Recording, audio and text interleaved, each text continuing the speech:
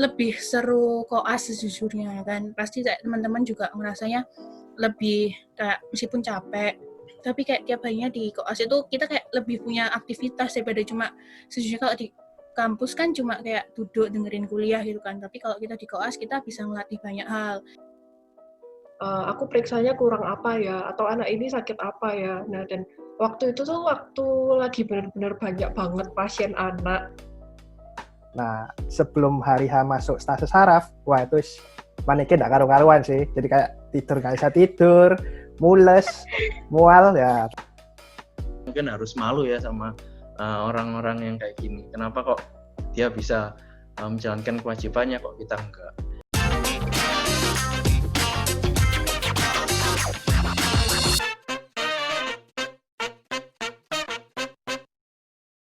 Halo semuanya, selamat datang lagi di Medika, Media Informasi dan Edukasi. Di Medika, kita akan membahas seputar informasi mengenai kedokteran dan kesehatan. Oke, kali ini sebelumnya perkenalkan namaku Valen, tapi untuk sesi kali ini mau panggil Febriana Laurencia, terserah, silakan ya. Dan di Medika kali ini kita akan membahas seputar kehidupan selama koas. Wow. Mungkin ada yang bertanya-tanya ya, koas itu ngapain sih? Kayak gimana sih?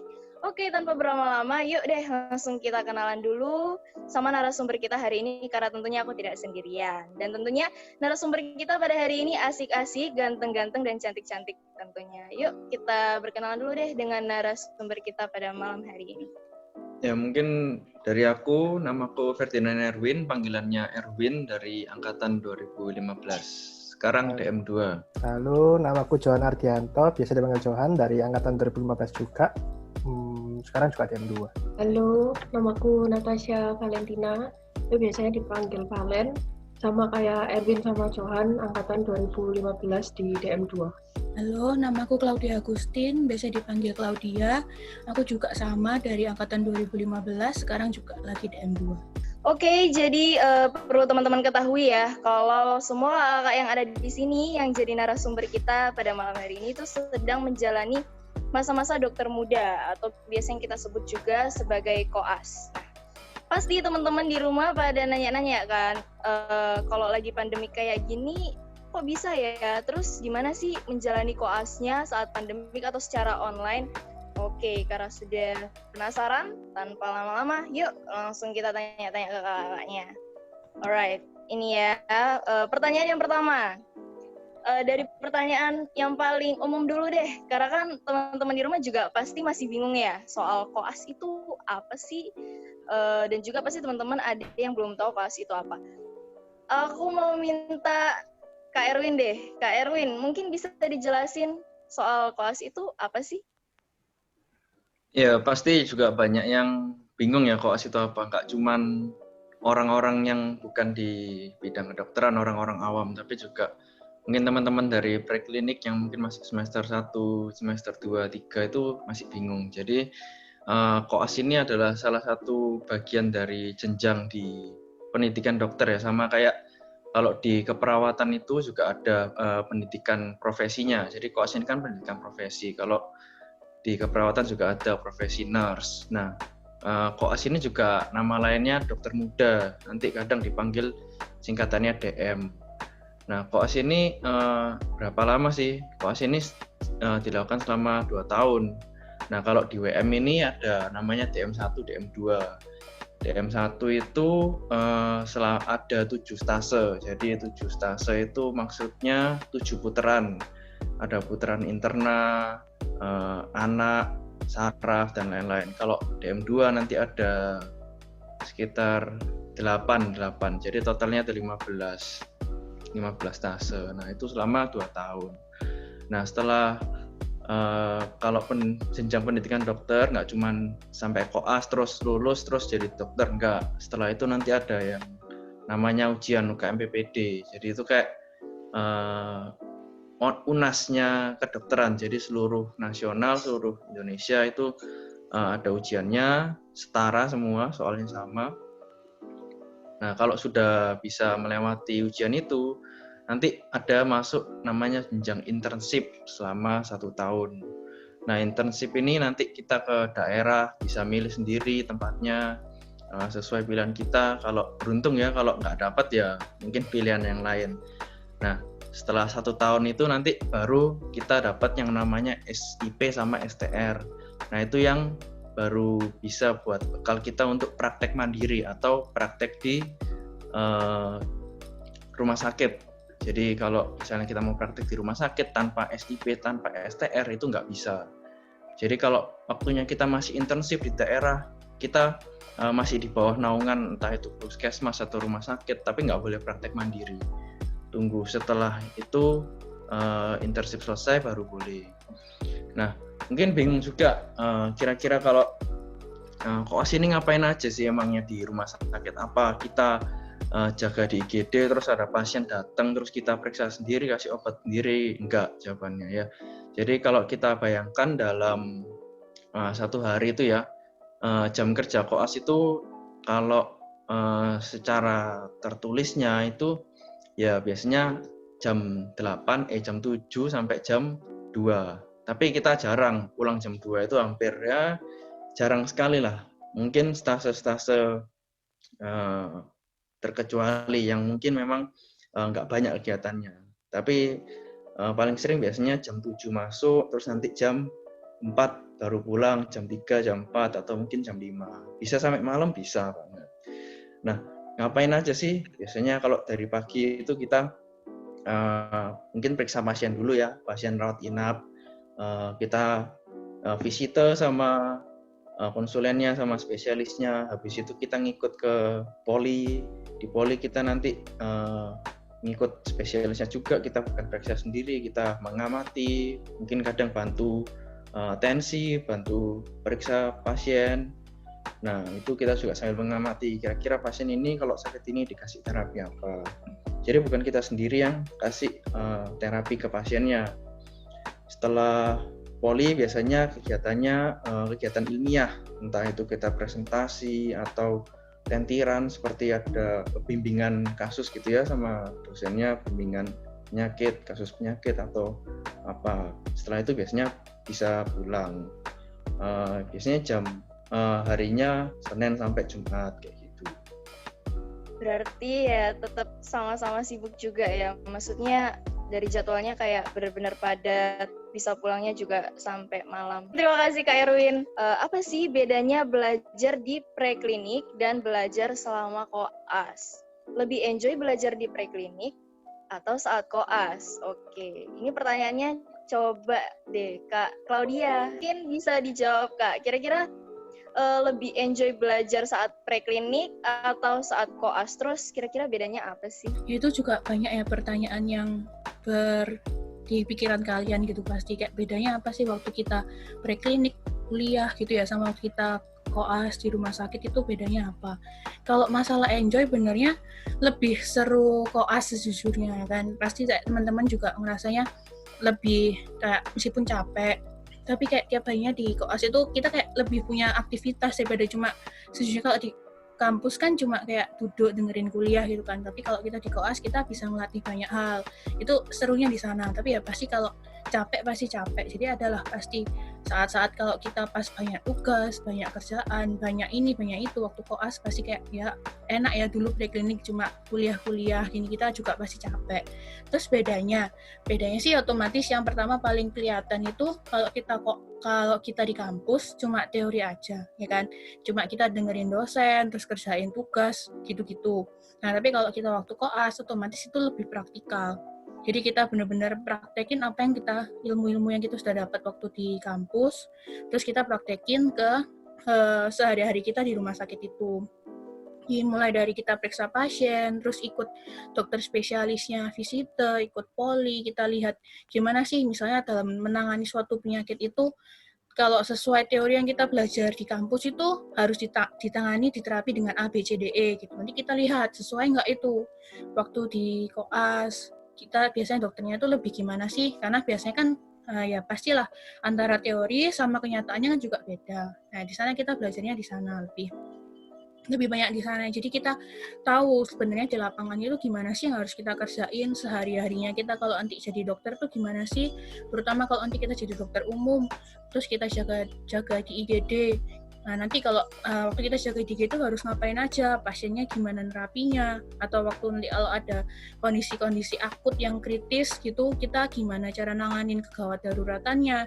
Itu kita semua belajar di koas. Terus juga kalau di koas itu kita juga banyak belajarnya itu lebih ke soft skill-nya juga itu lebih diterapkan. Kalau kita waktu di preklinik kan pasti dibilang kalian harus ngasah soft skill selama untuk jadi dokter. Nah, waktu koas ini juga sama, malah soft skill-nya yang malah kita harus latih lebih keras. Kita belajar untuk soft skill-nya lebih keras. Mulai kayak waktu kalian hubungan sama, paling deket lah sama kelompok sendiri, satu kelompok koas. Otomatis kan kelompok koas ini kan diacak kan ya sama fakultas. Otomatis kita nggak mungkin dong sekelompok itu sama teman-teman akrab kita doang, ya kan? Nah, jadi kita harus belajar buat akrab juga sama kelompok. Itu juga soft skill yang harus kita pelajari. Terus juga mulai gimana cara kita komunikasi sama pasien, sama dokter, sama perawat di sana, gimana kita bisa ya saling melengkapi lah. Mana begitu sih bedanya. Berarti kalau kelas ini benar-benar soft skill kita sangat-sangat dibutuhkan ya, Kak? Iya, betul. Iya. Emang sering sih, kita pasti juga diingatkan soal soft skill dan lain-lain. Mungkin memang kalau sekarang buat yang masih preklinik mungkin masih kurang, tapi ternyata koas sangat-sangat diperlukan ya. Oke, terima kasih Kak Claudia. Pertanyaan selanjutnya, bagaimana perasaan saat menangani pasien pertama selama koas? Nah, ini kayaknya banyak yang pengen tahu ya. Gimana sih perasaannya saat menangani pasien pertama waktu koas? Mungkin aku mau 2 orang deh yang jawab. Mungkin Kak Valen sama Kak Johan. Halo Kak. Halo. Kalian Siapa dulu dulu? yang jawab. Ya, aku dulu ya. Iya. Silakan. Pasien pertamaku, jadi stase pertamaku tuh stase pediatri atau stase anak ya. Perasaannya campur aduk. Aku senang, sedih, tapi bingung juga. Senangnya tuh karena sebenarnya stase pediatri ini termasuk stase yang tak tunggu-tunggu, karena aku suka sama anak kecil. Jadi kalau misalnya ketemu anak kecil tuh kayak happy gitu loh. Nah, tapi karena ini baru benar-benar pertama kali praktek di rumah sakit, jadi ya bingung sih waktu meriksa tuh kayak mikir ini udah sesuai nggak ya sama yang diajarin, sama skill lab yang selama ini kita tahu. Aku periksanya kurang apa ya, atau anak ini sakit apa ya. Nah, dan waktu itu tuh waktu lagi benar-benar banyak banget pasien anak.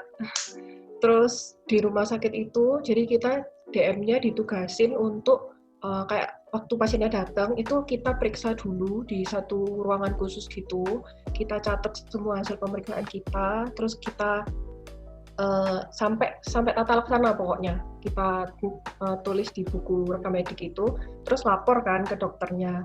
Nah itu panik banget karena biasanya itu dokternya ya namanya udah sering periksa kan, jadi beliau lebih cepat selesai. Sedangkan pasien yang seharusnya mau masuk selanjutnya itu masih kita periksa. Jadi paham nggak sih, kayak panik gitu loh, karena harus menyesuaikan sama kecepatan dokternya. Gitu. Tapi seru. Oke. Panik ya. Udah bisa mulai dibayangin panik nih. Banget. Aku mulai bayangin panik. Oke. Lanjut. Kak Johan, gimana Kak? Mungkin kalau dari aku, stase pertama aku itu pertama radiologi, jadi aku nggak pegang pasien dulu. Jadi stase kedua baru aku pegang pasien. Nah, stase kedua itu saraf. Jadi sebelum aku masuk saraf, aku mesti tanya teman-temanku dulu dong. Jadi tanya, gimana sih di rumah sakit itu periksanya gimana, mekanisme untuk periksa pasiennya gimana. Nah, sebelum hari H masuk stase saraf, wah itu paniknya nggak karu-karuan sih, jadi kayak tidur nggak bisa tidur, mules, mual ya. Tapi pagi datang, jadi kita datang harusnya itu datang jam 7 kan, jadwalnya jam 7, tapi kita datang setengah 7 buat ngikutin dokternya visitnya dulu. Nah untuk yang dari WM di rumah sakit itu kita periksanya itu cuma di poli, jadi setiap ada pasien baru yang pertama kali periksa di poli, DM-nya itu yang harus periksa pertama sebelum dokternya. Jadi kita dikasih rekam medisnya, udah suruh periksa. Tapi untungnya waktu itu ada anak-anak dari univ lain, jadi kita bareng sama univ lain juga. Nah, waktu dipanggil, DM ini ada pasien baru. Nah, itu paniknya setengah mati loh. Tapi untung di situ kan ada banyak orang. Kita ada dari kelompokku ada bertiga, dari univ lainnya itu ada 7 atau 10 orang itu. Nah, waktu periksa itu kalau aku periksa itu ya masih bingung-bingung lah, namanya juga baru pertama kali periksa pasien ya. Jadi untungnya ada temanku juga. Jadi kita tuh nggak periksa sendiri gitu loh. Karena masih takut, jadi kita kerjanya bertiga. Jadi yang dari WM ini tiga-tiganya bantu aku buat anamnesis, bantuin aku buat pemeriksaan fisik, sama ngasih ke dokternya buat diperiksa. Nah, pas diperiksa itu baru deg-degannya juga. Takut dimarahi atau takut dibilang salah. Tapi ya untungnya lancar sih sampai selesai. Oke. Seru juga ya, ternyata ada panik-panik, gugup-gugupnya, jadi kayak bantuin ini mau ngasih ke dokter tolong. Aku kayaknya udah mulai bisa bayangin deh paniknya kayak gimana. Mungkin untuk pertama kali megang pasien wah paniknya setengah mati sih, tapi lama-kelamaan kalau misalnya periksa terus jadi lebih biasa sih. Waduh, oke, luar biasa, jadi biasa. Ya itu ya, oke. Terima kasih Kak Valen, Kak Johan. Seru-seru ya, ternyata pengalaman pasien pertama ini sangat-sangat berkesan. Lanjut ya ke pertanyaan selanjutnya. Stase favorit dan kenapa? Oke. Di sini kita balik lagi deh ke Kak Erwin. Ya, mungkin kalau stase favorit ya. Mungkin stase favoritku yang paling berkesan itu psikiatri. Jadi kalau kenapa kok psikiatri? Pertama mungkin karena memang paling lama ya, stase psikiatri itu 8 minggu. Kayaknya semua FK yang paling lama WM, 8 minggu psikiatrinya. Nah, terus kenapa di psikiatri juga? Karena kalau kita periksa pasien di psikiatri itu sangat berbeda jauh sama kita periksa pasien di penyakit dalam, di saraf, atau pasien-pasien di lainnya. Karena kalau di psikiatri itu kita harus tahu yang namanya gimana sih cara pola pikir orang ini, gimana sih alur berpikirnya, point of view-nya dia kalau ngelihat sesuatu itu gimana. Jadi di situ malah aku belajar banyak bahwa ternyata orang-orang yang mungkin memang ada gangguan di kejiwaannya itu punya pola pikir yang bisa kita ambil gitu loh. Jadi nggak cuman kita sekedar menganamnesis atau mencari akar masalahnya dari pasien itu, tapi kita juga dapat banyak hal-hal positif. Kayak contohnya aku waktu beberapa kali periksa pasien itu dia cerita seorang guru, yaitu seorang guru SD, saking banyak tugasnya di sekolah itu, bahkan dia pulang ke rumah pun dia tuh masih harus ngelesi murid-muridnya, ngelesi bahkan orang yang memang punya keterbatasan atau punya masalah di kejiwaannya pun dia masih bisa bermanfaat bagi orang lain gitu. Terus ada juga yang dia ini seorang development, dia ini seorang ayah tulang punggung keluarga yang menghidupi keluarganya, punya anak 2, istrinya, jadi sekeluarga ini berempat. Ya dia meskipun dengan kekurangannya itu, dengan masalah penyakitnya, psikisnya itu, dia masih ada kewajiban atau masih punya kayak rasa tanggung jawab buat menghidupi keluarganya itu. Ada lagi yang dia ini lebih ke spiritualitas. Jadi kayak dia ini sama teman-temannya dipanggil Pak Ustadz. Terus aku tanya, kenapa Mas kok dipanggil Pak Ustadz? Ya soalnya bapaknya itu rajin sholat sama suka ngajari teman-temannya sholat. Terus aku tanya, kalau sholat 5 waktu? Iya 5 waktu selalu rajin. Nah itu kan dari situ kan kita bisa mengambil mengambil hikmahnya gitu loh. Kalau bahwa orang-orang yang meskipun kita anggap punya gangguan atau punya masalah di psikisnya, dia tetap bisa loh kalau misalnya dia sudah terkontrol dengan obat, mungkin dia rajin minum obat, dia bisa loh bertingkah atau berperilaku seperti kita pada umumnya. Bahkan mungkin kayak yang tadi dia bisa rajin sholat. Mungkin teman-teman yang muslim di sini atau yang lagi nonton mungkin ada yang jarang-jarang bolong-bolong sholatnya, mungkin harus malu ya sama orang-orang yang kayak gini. Kenapa kok dia bisa menjalankan kewajibannya kok kita enggak? Terus juga kadang aku mikir gini, mungkin kita yang normal, mungkin kalau ngelihat orang-orang kayak gini mungkin kita menganggap tanda kutip ya gila. Tapi jangan lupa kalau orang-orang mereka mungkin bahkan mereka pun memandang kita yang gila. Mungkin mereka yang menganggap diri mereka yang normal. Jadi kita nggak boleh selalu menjudge orang ini gila atau seperti apa ya. Karena kita semua juga manusia pada umumnya. Sama kalau mereka terkontrol pun mereka juga bisa berperilaku sama kayak kita kok. Mungkin kayak gitu sih. Wah, kok jadi kayak sedih ya. Oh, tapi berarti kalau misal kayak gitu kita juga belajar ini ya, kayak belajar psikologi gitu ya berarti dikit-dikit. Ya sedikit menyinggung. Tapi memang nggak terlalu dalam kayak teman-teman yang di psikologi ya, di prodi psikologi. Pasti mereka lebih dalam, lebih jauh lagi buat belajarnya.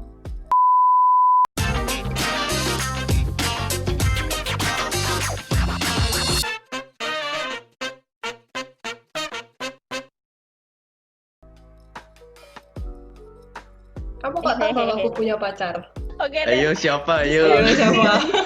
Tahu siapa itu? Simpenannya itu. Di-spill. Ketahuan. Pacarnya banyak, Valen. Waduh. Mohon maaf, itu juga pacarku. Waduh loh. Nah, sebenarnya yang mengalami kejadian horornya ini harusnya Erwin. Cuman ada Oke. beberapa hal-hal aneh yang terjadi di luar kota itu.